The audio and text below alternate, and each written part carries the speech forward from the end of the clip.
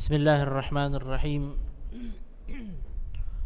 Alhamdulillahi wa kafa wa salatullahi wa salamuhu ala rasulihil mustafa wa habibihil mujtaba wa ala alihi wa ashabihi wa man ittaba'al huda. Rabbi shrah li sadri wa yassir li amri wa hlul 'uqdatam min lisani yafqahu qawli. Sidang jemaah ibu-ibu dan bapa-bapa yang saya kasihi sekalian, Assalamualaikum warahmatullahi ta'ala wabarakatuh. Alhamdulillah kita diberikan Allah subhanahu wa ta'ala peluang dan kesihatan dan kesempatan untuk kita teruskan perkongsian kita dan pengajian kita dalam waktu-waktu yang singkat ini, untuk sama-sama kita bermuhasabah merenungkan ayat-ayat Allah subhanahu wa ta'ala dalam Al-Quranul Karim. Pada minggu yang lalu kita telah habis membincangkan 11 ayat yang pertama daripada surah An-Naba. Surah An-Naba adalah surah ke-78 dalam Al-Quranul Karim, dan minggu ini kita akan mula membincangkan tafsir daripada ayat 12 hingga 16. Kita tahu pada awal-awal Allah subhanahu wa ta'ala memberitakan amma yatasaaluna 'anil naba'il 'azim. An-Naba' al-Azim, khabar, berita yang agung yang dimaksudkan di sini. Antara beberapa tafsir yang masyhur mengatakan bahawa yang dimaksudkan dengan An-Naba', berita, khabar yang amat penting ini, yang agung ini adalah tentang berkenaan kejadian hari kiamat. Mereka ketika itu bertanya sama ada boleh ke tidak hari kiamat ini berlaku. Jadi sebelum Allah subhanahu wa ta'ala sampai langsung menceritakan tentang kejadian dan kemampuan Allah subhanahu wa ta'ala untuk mengadakan, mewujudkan hari kiamat itu sendiri, Allah subhanahu wa ta'ala kalau kita lihat di sini kebijaksanaan Allah. Allah bawa perhatian manusia untuk merenungkan, bermuhasabah, memikirkan semula tentang sesuatu yang lebih dekat dengan diri mereka, supaya mudah untuk mereka kemudian menghargai dan menghayati bahawa mungkin ada kemungkinan bahawa boleh berlaku hari kiamat ini. Sebab ini kita sedang berkata tentang atau dengan orang-orang yang mungkin sebelum ini tidak boleh bayangkan. Siapa yang boleh bayangkan kiamat? Kalau kita kata hari akhirat berlaku, kalau tidak ada berita dalam Al-Quran ataupun dalam hadis, boleh kita dapatkan gambaran? Tidak boleh. Jadi pertama sekali, tapi persoalan yang ditimbulkan oleh kaum Quraisy ketika itu adalah keraguan, penafian dan keingkaran terhadap bolehnya berlaku pun hari kiamat. Sebab mereka kata dah mati, habislah, hancur, siapa yang boleh lagi hidupkan? Jadi pada ayat 5 bermula ayat 6 sehingga ayat 11, Allah subhanahu wa ta'ala membawa perhatian kita untuk merenungkan ayat-ayat Allah subhanahu wa ta'ala. Dan yang saya maksudkan dengan ayat ini adalah tanda-tanda kekuasaan Allah. Allah kata, kamu rasa aku ni tak boleh nak wujudkan hari kiamat? Okey, fikirkan. Allah kata, alam naj'alil arda mihada, tidakkah kami ini telah menjadikan dunia ini hamparan yang selesa untuk kamu hidup, untuk kamu berkasih sayang, untuk kamu hidup dengan gembira dan kenikmatan. Alam naj'alil arda mihada wal jibala autada, dan gunung ganang ini setiap daripadanya sebagai paku ataupun pasak besar yang memberikan kestabilan kepada kehidupan kamu, baik dari sudut geografi fizikalnya maupun daripada sebagai perlindungan daripada elements ataupun angin-angin yang kuat yang boleh menjejas kesejahteraan kehidupan dan keselesaan kamu. Alam naj'alil arda mihada wal jibala autada wa khalaqnakum azwaja, dan kami jadikan kamu ini saling berpasang-pasangan, yang lelaki dan perempuan saling melengkapkan, yang jahat dengan yang baik juga saling melengkapkan. Yang baik dia tahu apa itu jahat supaya dia tidak terjerumus dalam apa yang buruk. Yang jahat perlukan yang baik sebagai ikutan dan turutan untuk mereka kemudian tahu apa itu yang lebih akan membawa mereka dekat kepada Allah. Yang kaya dan yang miskin, yang besar dan yang kecil, yang berkuasa, yang dikuasai, semuanya berpasangan. Tapi semua dengan tujuan apa? Allah nak menunjukkan bahawa semua di dalam muka bumi ini, dalam dunia ini perlu ada pasangannya. perlu ada sesuatu yang ia bergantung kepadanya. Hanya satu sahaja yang tidak perlu kepada pergantungan. Siapa? Allahu Ahad. Qul huwallahu ahad. Sebab itu Allah kata wa khalaqnakum azwaja. Kamu ni semua ada pasangannya, kecuali satu yang tidak ada pasangan. Lam yalid wa lam yulad wa lam yakul lahu kufuwan ahad. Siapa? Allah Subhanahu wa taala. Qul huwallahu ahad. Allah sahaja yang esa, yang tunggal, yang satu, tidak ada duanya, tidak ada pasangannya. Tidak ada memerlukan kepada pasangan, tidak ada perlu untuk dipasangkan atau disokong oleh sesuatu yang lain. Itu sebenarnya rahsia di sebalik kenapa Allah selalu ingatkan manusia bahawa kamu ini dijadikan berpasangan, dan juga dunia ini serta cara dunia ini diciptakan, semuanya mesti ada pasangannya masing-masing. Wa khalaqnakum azwaja, menunjukkan kelemahan kita dan keperluan kita kepada sesuatu yang lain. Wa ja'alna naumakum subata, dan kami jadikan tidur kamu itu sebagai waktu rehat. Wa ja'alna, sebab manusia terror macam mana, kuat macam mana pun, dia akan perlu tidur. Superman pun tidur, superhero yang macam mana pun tidur. Sebab itu adalah fungsi kehidupan yang Allah tetapkan bagi manusia. Kamu perlu tidur. Wa ja'alna naumakum subata. Sekali lagi, untuk apa? Untuk apa? Untuk membuktikan bahawa la ta'khudhuhu sinatun wala naum. Allah Subhanahu wa taala sahaja yang tidak ada perlu kepada kerehatan. Allah sahaja yang tidak akan diberikan, tidak akan ada pernah rasa ngantuknya, sebab Allah adalah yang maha berkuasa. Allah adalah berbeza daripada ciptaannya. Semua ciptaan di muka bumi Allah dan di dunia Allah pasti akan ada expiry date. Siapa yang tak ada expiry date? Batu pun ada expiry date juga. Kalau dia memang tahan pun beribu dan berjuta tahun pun, bila datang waktu kiamat dia akan hancur, habis, lebur. Yang tidak hancur hanya Allah Subhanahu wa taala. Hanya Allah Subhanahu wa taala. Wa ja'alna naumakum subata. Allah kata kamu rasa bahawa kamu ni adalah kuat, tapi siapa yang lebih sekuat-kuat kamu, segagah-gagah kamu? Wa ja'alna naumakum subata. Wa ja'alna al-laila libasa. Dan kami juga menjadikan waktu malam sebagai waktu perlindungan bagi kamu, yang menutup keaiban kamu, yang menutup perasaan malu dan perkara-perkara yang kamu tidak mahu buat di hadapan manusia, yang kamu tidak mahu manusia lain melihatmu padanya. Wa ja'alna naumakum subata wa ja'alna al-laila libasa wa ja'alna an-nahara ma'asha. Dan Allah kata kami telah jadikan waktu pagi sebagai lumrah untuk kamu jalankan kehidupan, untuk kamu usahakan dapat kehidupan. Kamu, ini juga peringatan. Peringatan apa? Bahawa kita manusia berada dalam keadaan yang amat lemah. Sebab apa? Kita perlu mencari. Kita tidak boleh mencipta demikian saja. Kita perlu berusaha. Kita tidak boleh wujudkan begitu saja. Ahli silap mata mungkin, tapi itu pun berlaku bukan dengan cara yang sebenarnya.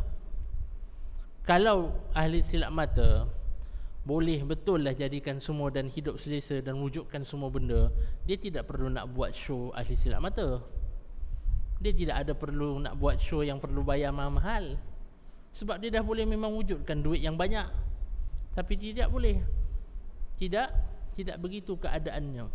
Allah Subhanahu wa taala ingatkan wa ja'alna an-nahara ma'asha, bahawa kamu juga manusia adalah dalam keadaan yang kamu perlu, dalam keadaan selalu berharap kepada Allah Subhanahu wa taala.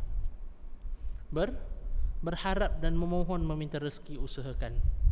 Dan Allah adalah yang memberikan kamu rezeki. Wa ja'alna an-nahara ma'asha.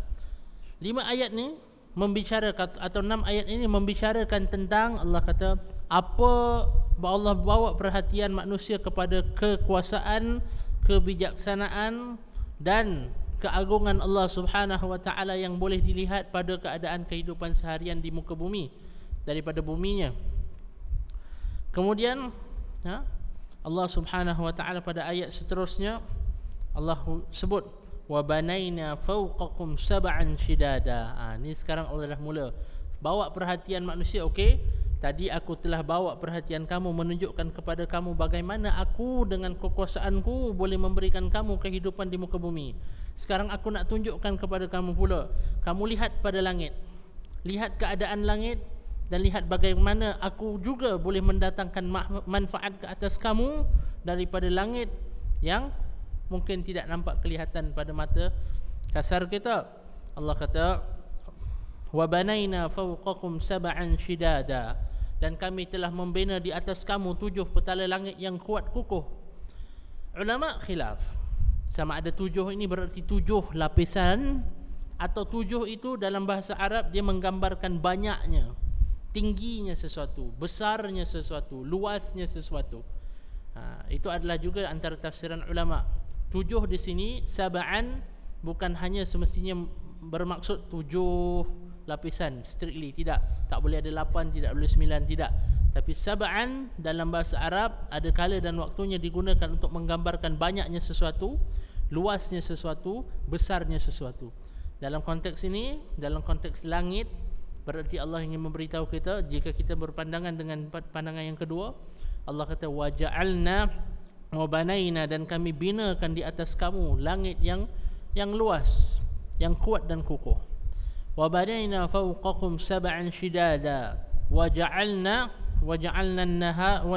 sirajan wahaja, dan kami jadikan matahari itu sebagai sirajan, lampu pelita, wahaja, yang menerangi, yang berkelip-kelipan. Wahaja diambil daripada perkataan wahaja yang berarti berkelip-kelipan. Waja'alna wa anzalna minal mu'sirati ma'an thajjaja, dan kami turunkan daripada mu'sirat, awan-awan lah mu'sirat. Mu'sirat ni adalah sesuatu yang diperah, mangga atau buah-buahan yang boleh diambil jus daripadanya dinamakan sebagai buah-buah yang mu'sirat, yang boleh diperah. Asr, jus dalam bahasa Arab asir. Asir, ain sad ya ra, itu adalah jus asir sebab dia perahan, asir. Kemudian linukhrija bihi habban wa nabata, untuk kami keluarkan dengan air itu biji-bijian dan tumbuh-tumbuhan. Wa jannatin alfafa, dan juga kebun-kebun yang subur dan bertaut-taut pokoknya. Sekarang kita akan bincangkan sedikit. Satu, yang pertama, Allah Subhanahu wa taala setelah menerangkan wa banaina fawqakum sab'an shidada, dan kami binakan di atas kamu 7 petala langit yang kuat kukuh, maknanya yang besar, yang luas, yang banyak isinya. Jatuh berguguran tak matahari ke atas kita? Jatuh berguguran ke asteroid-asteroid ke atas kita dan bintang-bintang? Mungkin dulu berjutaan tahun yang dulu pernah jatuh gugur, tapi tidak sampai dalam keadaan menghancurkan seperti mana hari kiamat nanti. Idza syamsu kuwirat wa idza nujumun kadarat, bintang-bintang yang jatuh bertaburan. Tapi tidak begitu. Sebab itu Allah kata sab'an shidada. Perkataan shidad maknanya yang kuat, yang teguh, yang cekal. Shidada, untuk menunjukkan bahawa langit ini dalam keadaannya yang luas mempunyai pelbagai cosmic bodies ataupun makhluk ataupun objek-objek yang wujud yang besar, tapi tidak gugur. Dia kekal, teguh. Sab'an shidada. Kalau kita lihat pada matahari saja, waja'alna sirajan wahaja, dan kami jadikan matahari itu sebagai siraj, bukan lampu tapi lebih pada pelita. Sirajan wahaja. Kita tahu secara umumnya panasnya matahari ibarat, ataupun panas matahari di permukaannya, lebih kurang 6,000 darjah Celsius. Tak panas dah sangat, cuma hancur saja daripada bahang. Di pusatnya lebih kurang 30 juta darjah Celsius. Tapi matahari pada masa yang sama mengeluarkan kuasa tenaga 9% ultraviolet, 46% lebih kurang cahaya, dan lagi 45% sebagai inframerah atau infrared. Dan sebab itu, maka kerana itu, kalau kita lihat Allah pilih perkataan sirajan. Siraja bukan lampu saja. Siraja adalah pelita yang menerangi, dan pada masa yang sama dia juga adalah sumber, dia juga adalah datang daripada sumber yang panas. Pelita lama dihidupkan lilin, ya kan? Dihidupkan lilin, pelitanya panas tak? Panas. Beri cahaya tak? Beri. Dia memberi atau dia membawa sifat-sifat dua utama yang ada pada matahari. Sebab itu Allah gunakan perkataan sirajan. Allah tak guna misbahan. Misbah juga bermaksud lampu. Misbah bermaksud lampu. Tapi sirajan, misbah, dia boleh bererti lampu yang tidak mempunyai kuasa panas. Dia tidak semestinya memberikan kepanasan. Tapi sirajan, dia adalah sumber panas dan juga cahaya. Memberikan sifat yang amat dekat. Sebab tu pilihan ayat, bukan ayat, pilihan perkataan dalam Al-Quranul Karim adalah amat penting untuk kita ketahui. Supaya apa? Kita kenal bahawa ayat Al-Quran ini bukan tulisan manusia. Setiap ayat, setiap huruf, setiap perkataan yang dipilih Allah Subhanahu wa taala ada sebab kenapa dia dipilih demikian. Sirajan wahaja. Dan kita tahu matahari mengeluarkan manfaat yang banyak selain daripada matahari, selain daripada tenaga dan sebagainya, yang mana dia memberikan tenaga kepada makanan, kepada pokok-pokok dan tumbuh-tumbuhan, yang mana tumbuh-tumbuhan itu kemudian dengan makanan itu dapat tumbuh dan mengeluarkan udara untuk kita bernafas dengannya. Indah. Sebab tu saya kata semua yang wujud dalam ekologi kehidupan dunia ini dibuat, dicipta Allah Subhanahu wa taala khusus amat sesuai untuk manusia, kehidupan manusia. Sebab itu balik kepada perkataan alam naj'alil arda mihada, tidakkah kami jadikan bagi kamu dunia ini sebagai hamparan yang selesa untuk kamu hidup? Rasa sesak nafas tak dalam kehidupan? Kalau tak ada penyakit dada memang taklah. Kalau ada lain-lain yang sumput, Ustaz saya memang sesak Ustaz hari-hari. Bukan salah matahari, bukan salah Allah, kita yang tengah semput rupanya. Itu bukan salah kurang matahari. Tapi secara lumrahnya kita dapat menghirup udara. Wal alam naj'alil arda mihada. Balik pada cerita ni. Dengan matahari juga kita tahu datang daripadanya vitamin khas D pada waktu-waktu tertentu lah. Jangan pula pada waktu dah tengah hari tegak dekat atas, time tu yang kita nak keluar berjemur, tu boleh bawa mudarat pula, boleh jadi skin cancer. Baik-baik nak dapat vitamin, cari naas namanya tengah hari. Tanya tengah hari jogging-jogging kat luar, Pak Ji tengah buat apa tu? Ambil panas Ustaz. Tengok 12.30. Siang sikit lah Pak Ji, sebelum pukul 12 kalau nak vitamin. Yang lepas ni cancer. Jadi matahari memberikan vitamin khas yang tidak boleh dijumpai dengan sedia ada pada yang lain. Dia menghangatkan tubuh kita. Bayangkan, jangan bayangkanlah musim sejuk saja. Kalau kita pernah hidup tinggal negeri sejuk, rimas tak? Mula-mula seronok lah. Lama-lama pun kadang-kala nak juga rasa panas, nak juga duduk kena panas-panas. Orang kata tu kena matahari. Kita kalau satu hari keluar rumah tak ada matahari, atau ada matahari tapi banyak awan mendung saja, muram tak rasa hari tu? Muram, rasa sugul aja. Pak Ji muka ni kenapa? Entahlah, hari ni tengok muram je atas.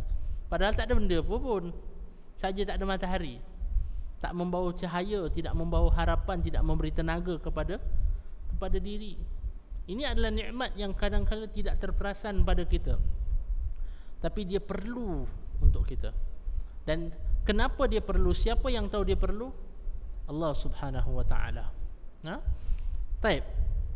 Seterusnya, wa anzalna minal mu'sirati ma'an thajjaja, dan kami turunkan daripada awan mu'sirat. Saya dah terangkan tadi, mu'sirat berarti perahan, sesuatu yang boleh diperah untuk mengeluarkan liquid ataupun cecair.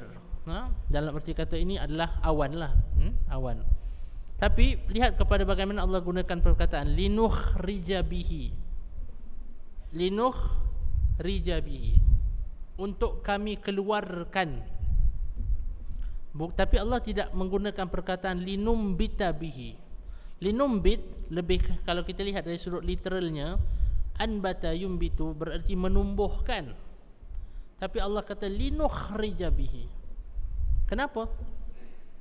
Kita pernah lihat tak kalau dekat Geography Channel ke, dalam dokumentari, atau jangan banyak-banyak, cucu-cucu kita, anak-anak kita kalau main science project yang ditanam kacang di tepi tanah, ditimbus, kemudian untuk lihat apa dia tumbuh keluarkan. Dedaunan bawah pressure tanah itu masih boleh menolak dirinya keluar. Atas izin siapa dia mempunyai kekuatan sedemikian? Kita kalau tanam apa ni, biji-bijian, campak gitu, ada yang boleh hidup, ada yang tidak. Tapi untuk memastikan dia dapat berkembang dengan betul dan sihat dan stabil, dia perlu dicocokkan ke dalam tanah. Siapa yang izinkan untuk dia keluar? Mempunyai kekuatan untuk menolak dirinya, walaupun dia baru hanya sedikit kecil saja. Siapa? Allah Subhanahu wa ta'ala. Ulama tafsir sebahagiannya mengatakan, kenapa Allah Subhanahu wa ta'ala mungkin menggunakan perkataan linukhrija, untuk Allah beritahu. Sebab soalan-soalan ini jangan kita lupa, ayat-ayat ini Allah bentangkan untuk membawa perhatian manusia menjawab soalan mereka yang pertama. Persoalan mereka apa? Boleh tak kiamat terjadi? Boleh tak orang dah mati hidup balik? Allah kata, lihat kepada tanam-tanaman. Bagaimana kami boleh keluarkan tanam-tanaman ini yang nampaknya kecil dan lemah untuk keluar menembusi muka bumi Allah, dan kemudian bangkit diri sehingga dapat menjadi pohon-pohon yang besar, kemudian memberikan teduhan dan juga pada masa yang sama manfaat buah dan sebagainya untuk kamu. Berarti Allah mampu untuk hidupkan yang telah mati. Allah mampu untuk bangkit, keluarkan semula sesuatu yang nampaknya tidak ada daya dan upaya lagi. Linukhrija bihi, untuk kami keluarkan. Ingat wahai manusia, Allah kata linukhrija bihi. Kalau kamu semua boleh tanam bijian kemudian ditumbuhkan Allah, berarti Allah juga akan suatu hari nanti bangkitkan kamu. Seperti mana Allah bangkitkan dedaun-dedaun kecil yang nampaknya lemah dan boleh kita patahkan, keluar daripada muka bumi Allah. Linukhrija bihi. Sebab tu saya kata ayat-ayat ini Allah terangkan kenapa Allah nak jawab. Bila Allah nak jawab, yang nak dijawab soalannya adalah tentang apa? Hari kiamat, tentang kebangkitan manusia semula. Tapi kenapa Allah perlu ceritakan semua ni? Kerana Allah ingin kita bermuhasabah, renungkan semula bahawa ini adalah kuasa Allah yang kita lihat tapi mungkin terlepas pandang dan kita kurang merenungkan. Sebab tu saya kata, siapa kata pelajaran sains bukan pelajaran yang boleh mendidik agama, mendidik anak kita dan memperkukuhkan keyakinan keagamaan anak kita? Siapa kata demikian? Soalan-soalan ini adalah soalan-soalan yang anak-anak kita juga akan jumpa daripada pelajaran sains, geografi mereka, biologi mereka, fizik mereka. Ini adalah ilmu-ilmu yang Allah kurniakan kepada manusia untuk dimanfaatkan, bukan hanya untuk dimanfaatkan untuk kehidupan mereka sebagai yang merupakan ibadah kepada Allah. Nah, tidak ada ilmu yang tidak ada yang tidak ada manfaatnya. Tidak ada ilmu yang tidak ada manfaatnya. Baik. Sebab itu Allah gunakan linukhrija bihi habban wa nabata wa jannatin alfafa. Dan yang mana daripada bijian yang kecil itu, biji kalau baru tumbuh, kita ambil daunnya patahkan boleh tak? Senang tak? Senang. Tapi dia boleh tumbuh bertaut, subur maknanya. Allah kata tak cukup aku tumbuhkan, lihat bagaimana aku izinkan bagi tumbuh-tumbuhan ini kemudian mekar di atas tanah-tanah muka bumi kamu. Tanahnya yang satu, airnya yang sama, tapi keluar 1000 bahkan jutaan pepohon yang ada, bunga yang keluar, buah yang ada, dan pelbagai kegunaan dedaun-dedaun yang daripada pokok-pokok yang berbeza, ya kan? Lihat saja. Ini semua diciptakan oleh siapa? Allah Subhanahu wa ta'ala. Manusia hanya belajar bagaimana untuk menumbuhkan, mungkin dikawinkan, tapi yang tetapkan ekosistem ini semua wujud dengan stabil siapa? Allah Subhanahu wa ta'ala. Dan kemudian baru kita masuk kepada ayat seterusnya. Bila Allah dah bawa perhatian manusia kepada ayat yang 10 ataupun 16 ayat yang pertama, baru Allah mula nak ceritakan. Allah kata, lihat, kamu dah lihat kan bagaimana daripada muka bumi Allah, daripada ciptaan Allah Subhanahu wa ta'ala di atas muka bumi itu, Allah telah merancang semuanya baik untuk kamu, semuanya untuk berkhidmat untuk kamu dan manfaat kamu. Kemudian daripada langit juga datangnya untuk manfaat kamu juga, wahai manusia. Nah, Allah kata, sekarang kamu dah lihat kan kekuasaan aku, sekarang baru aku cuba untuk terangkan kamu tentang juga bagaimana aku telah mampu untuk ciptakan semua itu, bagaimana aku telah mampu untuk mengaturkan kehidupan ini dan ciptaanku supaya berkhidmat kepada kamu. Maka sekarang kamu lihat, aku ceritakan kepada kamu jawapan untuk soalan kamu yang pertama. Persoalannya apa? Boleh ataupun tidak kebangkitan ini berlaku dan bagaimana? Maka bermula daripada ayat 17 daripada surah An-Naba, Allah Subhanahu wa ta'ala berfirman, Inna yawmal fasli kana miqata, sesungguhnya hari pemutusan, yawmal fasl, hari perbezaan, yawmal fasl, pemutusan hukum itu, kana miqata, adalah sesuatu yang telah ditentukan Allah Subhanahu wa ta'ala. Yawma yunfakhu fis suri fatatuna afwaja, iaitu masa ditiupkan sangkakala, lalu kamu semua akan bangkit hidup serta datang berpuak-puak ke padang mahsyar. Wa futihatis samaa'u fakanat abwaba, dan dibukakan langit itu, dipecah belahkan langit itu sehingga setiap belahannya menjadi ibarat pintu yang terbuka luas.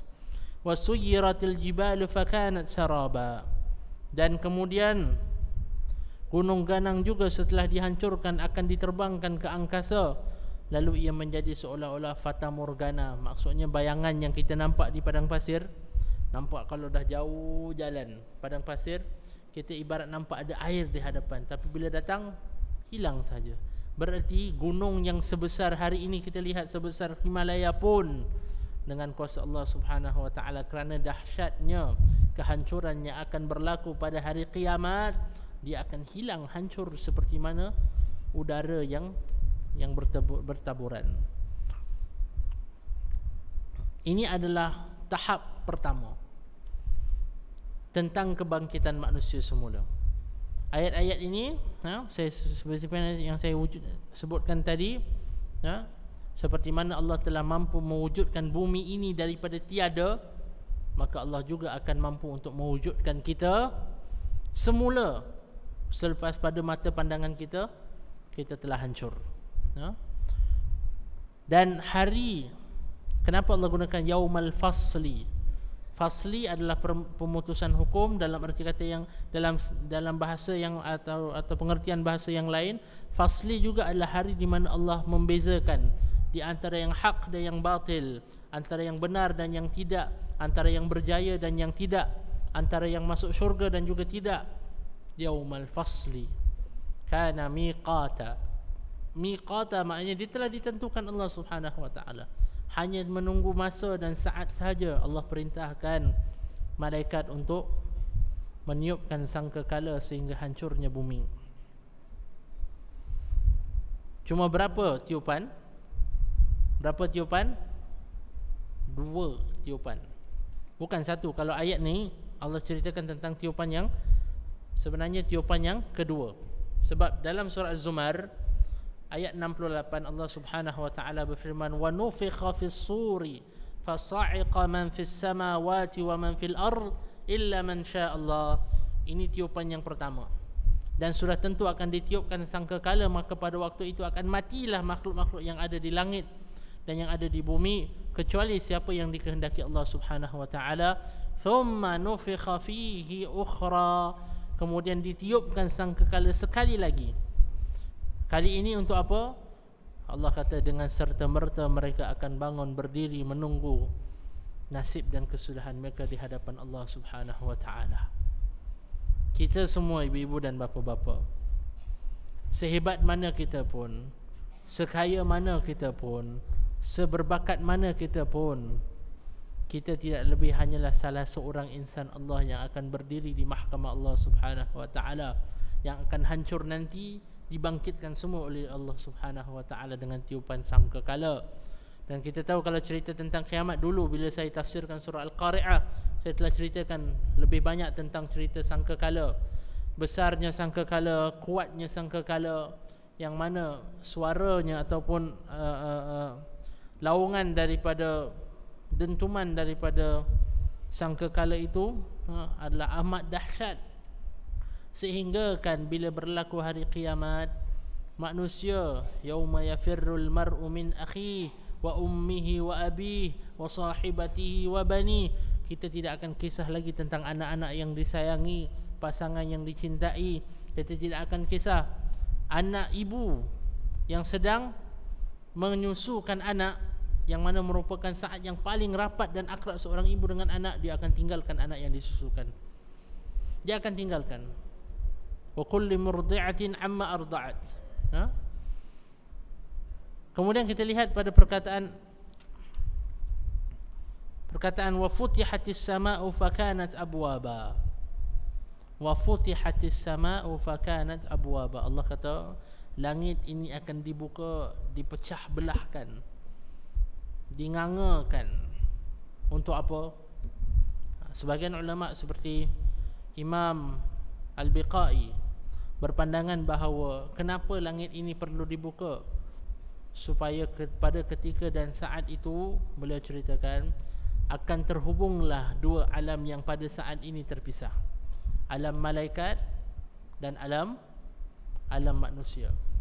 Al-Thaqalain, alam yang tidak nampak pada mata dan alam yang nampak pada mata manusia. Pada ketika itu, kerana malaikat akan ditugaskan Allah Subhanahu wa taala dengan tugasan mereka masing-masing, ya. Cuma ada orang yang tanya, Ustaz, sangkakala ni macam mana Ustaz? Saya baru-baru ni saya baca dekat Facebook, ada orang letak NASA ke, dia ada buat satu, dia kata dah di sangkakala Israfil telah ditemui. Saya kata bila pula dia jumpa Israfil? NASA pula yang jumpa tu.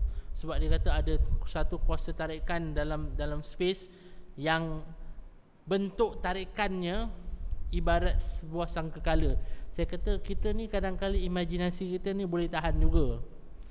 Diingatkan oleh para ulama, bagaimanapun bentuk sangkakala itu tidak menambah iman dan tidak mengurangkan iman. Yang penting kita sediakan diri bila sangkakala itu ditiup, atau minta mudah-mudahan kita tidak akan dengar sangkakala itu ditiup. Sebab dalam hadis yang lain, hadis sahih riwayat Imam Muslim kalau tidak silap saya, sebelum berlakunya hari kiamat kubra yang besar, Allah Subhanahu wa taala akan menghembuskan angin yang lembut untuk mematikan semua orang yang beriman dengan benar-benar kepada Allah Subhanahu wa taala. Siapa yang tinggal? Kalau dia nampak pun sebelum dia beriman, siapa yang tinggal? Berarti imannya tidak murni, dan dia akan wal-iyadzu billah menyaksikan kehancuran dunia ketika itu. Menyaksikan kehancuran dunia ketika itu dalam keadaan amat takut dan tidak ada tempat untuk lari daripada kehancuran ini. Wal-iyadzu billah min dzalik. Tidak kiralah sangkakala tu bentuk mana, dah ada ke tidak ke, itu tidak menjadi, itu bukan fokus kita. Sebab itu ulama daripada dahulu, jangan kata sekarang, ulama dahulu pun berpesan kepada kita, tidak ada perlu untuk kita memikirkan sangkakala ini wujud sekarang atau tidak. Dia akan wujud bila masanya akan ada. Sama ada dia telah wujud sekarang atau tidak, bentuknya macam mana, macam sangkakala kita, macam sangkakala orang, tiupan bentuk trompet yang macam mana, tidak menjadi masalah. Kita siapkan diri kita bila nanti tiupan kedua, yang kita akan dibangkitkan Allah dan akan bertanggungjawab di hadapan Allah Subhanahu wa taala dengan segala saksi yang ada pada kita, saksi tubuh badan. Dan jangan lupa, sebelum ni bila saya ceritakan kan dalam tafsir sebelum ni, Nabi SAW menyifatkan bumi ini adalah juga saksi selain daripada saksi tubuh badan kita sendiri. Allah tidak akan ini untuk memastikan keadilan, hukuman dan balasan kebaikan Allah Subhanahu wa taala. Bukan hanya tubuh anggota kita, tapi bumi ini akan menjadi saksi kita ke mana kita lakukan apa, kita katakan apa, kita akan dipertanggungjawabkan di hadapan Allah Subhanahu wa taala. Soalan saya di sini adalah bagaimanakah akan kita dibangkitkan ketika itu, saudara? Ada yang dibangkitkan dalam keadaan bertalbiyah, labbaik Allahumma labbaik, labbaik la syarika laka labbaik. Ada yang dibangkitkan dalam keadaan wajahnya berseri-seri, tapi ada yang dibangkitkan dalam keadaan perutnya busung penuh dengan racun dan binatang berbisa. Ada yang dibangkitkan dalam keadaan yang badannya cacat sebelah. Yang itu apa? Itu siapa? Itu orang yang beristeri dua tapi tidak adil. Fikir banyak-banyak kali bila nak beristeri lebih daripada satu, tuan-tuan. Nah, saya tidak kata apa-apa tentang orang yang nak kahwin dua atau lebih. Cuma sahaja fikirkan, ini adalah pesanan Nabi SAW. Nabi kata, kamu nak kahwin dua, nak kahwin lebih, silakan. Tapi ketahui, barang siapa yang tidak adil kepada isterinya, isteri-isterinya, dia akan bangkit pada hari kiamat nanti dalam keadaannya badannya lumpuh sebelah. Hati-hati, perjalanan jauh nanti pada mahsyar, dalam keadaan panas terik mentari yang tidak lebih sejengkal. Dalam keadaan kita lihat manusia lain, mungkin dalam keadaan mereka masing-masing dalam keadaan bertelanjang. Sayyidatina Aisyah pernah tanya Nabi SAW, ya Rasulullah, apakah kita ni semua akan dibangkitkan dalam keadaan tidak berpakaian? Malulah kita. Nabi SAW kata apa? Pada waktu dan saat itu kamu terlalu sibuk dengan keadaan kamu untuk memikirkan tentang orang yang lain pun. Bagaimana keadaan kita, tuan-tuan, ibu-ibu dan bapa-bapa? Akankah kita ini datang kepada Allah merangkak, datang kepada Allah dengan wajah yang bersinar-sinar, atau adakah kita ini akan sampai kepada Allah Subhanahu wa taala dalam keadaan kita ini penuh dengan nanah, bisul, racun, dimamah oleh makhluk-makhluk kecil Allah Subhanahu wa taala? Apa keadaan kita nanti di hadapan Allah Subhanahu wa taala bila kita dibangkitkan daripada muka bumi Allah? Di mana kekayaan tidak ada kisahnya, di mana anak-anak dan harta dan pangkat tidak ada gunanya, kecuali apa yang telah kita hadapkan untuk Allah Subhanahu wa taala. Nah, di sini perlu untuk kita bincangkan sedikit tentang syafaat Nabi sallallahu alaihi wasallam. Ada banyak hadis yang menceritakan tentang syafaat Nabi sallallahu alaihi wasallam. Yang penting, ulama juga khilaf apa maksud syafaat. Ada yang kata syafaat Nabi berarti diampunkan dosa orang-orang yang berdosa. Ada kata syafaat yang dimaksudkan dengan syafaat Nabi ni, ia hanya berguna untuk orang-orang yang sudah beriman tapi ingin kemudian ditinggikan lagi martabatnya di hadapan Allah Subhanahu wa taala. Itu juga maksud syafaat. Apa jua bentuk syafaat Nabi sallallahu alaihi wasallam? Satu yang pasti, hadis riwayat Imam Bukhari dan Muslim, bahawa Nabi pada hari kiamat, umat manusia akan bergilir-gilir datang daripada Nabi Adam kepada Nabi Nuh, kepada Nabi Musa, Nabi Ibrahim, kepada Nabi Musa, kepada Nabi Isa. Mereka semua tidak dapat memberikan syafaat kecuali Nabi Muhammad sallallahu alaihi wa alihi wasallam. Allahumma salli ala sayyidina Muhammad wa ala ali sayyidina Muhammad. Sebab itu banyak-banyakkanlah berselawat, ibu-ibu dan bapa-bapa.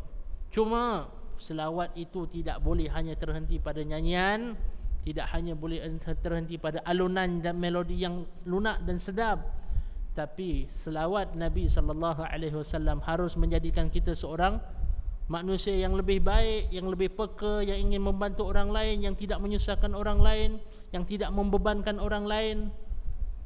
Itu sepatutnya kesan selawat yang diharapkan, bukan selawat yang hanya dialunkan. Itu ada gunanya untuk melembutkan hati, tapi dia tidak boleh hanya kekal pada alunan selawat. Dia perlu diterjemahkan ke dalam kita menghidupkan sunnah Nabi sallallahu alaihi wasallam. Ada kala dan waktunya teguran, peringatan untuk diri sendiri sebelum kita akhiri hari ini. Kita ini sibuk dengan selawatnya, kita ini sibuk dengan meraihkan Maulid Nabi sallallahu alaihi wasallam, yang saya tidak ada masalah dengannya. Dan untuk siapa yang berpandangan sebaliknya, silakan, itu pandangan anda. Tapi pandangan saya, maulid tidak ada masalah. Tapi yang lebih penting adalah selepas majlis selawat. Adakah kita ini orang yang lidahnya juga telah lebih kurang daripada dulu, mencarut, maki, hamun, ngumpat, caci? Adakah kita orang yang tangannya lebih ringan dengan selawat ini membantu orang lain? Adakah kita orang yang lepas ini hatinya terbuka untuk lebih banyak beribadah kepada Allah Subhanahu wa taala, yang lebih berhati-hati menjaga hatinya daripada hasad, dengki dan sebagainya? Jika tidak, maka perlu kita fikirkan apa yang perlu kita renungkan ketika kita selawat ke atas Nabi sallallahu alaihi wasallam. Allahumma salli ala sayyidina Muhammad wa ala ali sayyidina Muhammad kama sallaita ala sayyidina Ibrahim wa ala ali sayyidina Ibrahim, wa barik ala sayyidina Muhammad wa ala ali sayyidina Muhammad kama barakta ala sayyidina Ibrahim wa ala ali sayyidina Ibrahim fil alamin innaka Hamidum Majid. Insyaallah kita akan sambung pada minggu hadapan dengan ayat-ayat yang berikutnya. Aqulu qawli hadza wa astaghfirullahal azim li wa lakum. Wassalamu alaikum warahmatullahi taala wabarakatuh.